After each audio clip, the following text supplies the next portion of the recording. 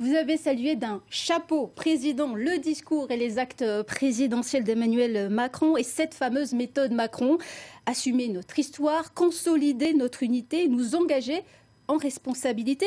Vous dites le chef de l'État a posé les bases d'un dialogue politique renouvelé. Qu'est-ce que vous entendez par cela ?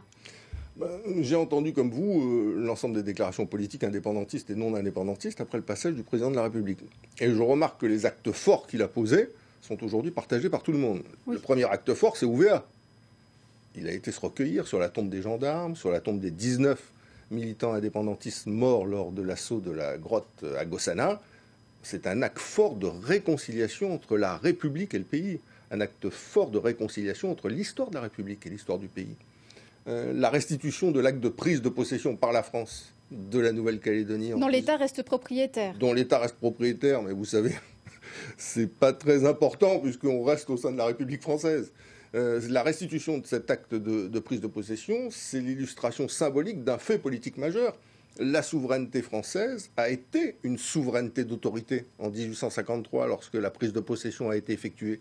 Le 4 novembre prochain, la nature de cette souveraineté va changer, puisque le peuple calédonien va s'exprimer pour rester au sein de la République. Et donc on va passer d'une souveraineté d'autorité à une souveraineté d'adhésion, d'une souveraineté imposée à une souveraineté légitimée par un vote démocratique des Calédoniens.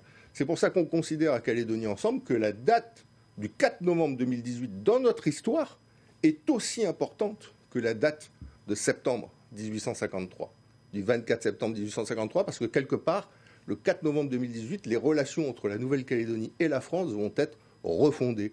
Et donc la restitution de cet acte de prise de possession s'inscrit totalement dans cette histoire. L'autre acte fort qui a été posé, c'est bien sûr aussi la manière dont il a parlé du futur des relations entre la France et la Nouvelle-Calédonie. Certains voulaient lui faire jouer le rôle de petit agent électoral dans la campagne du non à l'indépendance. Il s'est échappé. Pour vous, il n'a pas pris position. De cette grille d'analyse. Non, mais il a été intelligent. Il avait une certaine hauteur de vue. Il a été subtil. Il a apporté un autre regard sur la Nouvelle-Calédonie. Pas le regard d'un attachement comptable entre la France et la Nouvelle-Calédonie. Il a dit, vous l'avez dit dans votre reportage, la France ne serait pas ce qu'elle est sans la Nouvelle-Calédonie. Parce que nous avons notre histoire commune, nos valeurs communes, notre engagement pendant les 2 guerres mondiales, notre modèle politique, notre place particulière dans l'axe Indo-Pacifique qu'il a défini. Et donc ça, cette manière de dire les choses, je trouve que c'est une manière qui respecte les convictions de chacun. Et c'est en ça qu'il a été extrêmement fort à l'occasion de son séjour, c'est qu'il a stigmatisé personne. Il a respecté tout le monde. Et je crois que c'est ce qui explique qu'il ait touché les Calédoniens au cœur.